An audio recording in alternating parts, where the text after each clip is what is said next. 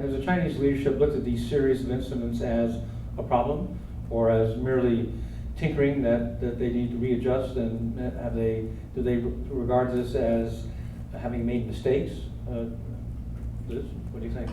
So I think that the danger is that they regard it as sort of one-off blips, and in some cases don't understand some of the systemic challenge. And so when was talking about the systemic challenge on the economic side, I think there's also a systemic challenge on the political side, right? So both the Tianjin disaster that Gatti raised and this sort of stock market crash, I think reflect some lack of transparency and official accountability and the rule of law writ large within the system, right? So Gatti said, we're not surprised by the Tianjin explosion.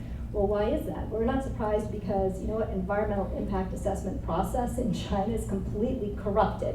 And so when people go out and they say, oh, well, look, 100% of the 120 people that we interviewed, nearby this, sort of storage facility, said it's fine with them to have it placed really close. Well, right, you know why? Because A, they only report the people that say yes, and B, they offer them little mini gifts if they say yes, and the whole thing is just corrupted. So the question in my mind is whether, and then you look at the response to the stock market crash, and what did the Chinese do, right? They controlled information. They arrested 200 people. Exactly, arrested people. They froze assets. They did everything that you're not supposed to do. If Everything it's a real market. Exactly, that you don't do in a real market economy, which again is underpinned by those things that I just mentioned, right? Rule of law, official accountability, and transparency. So, in my mind, there's a much larger systemic challenge that they need to address, and I think that those sort of issues, they're only prepared to take baby steps, because that speaks to far more fundamental political reform, which this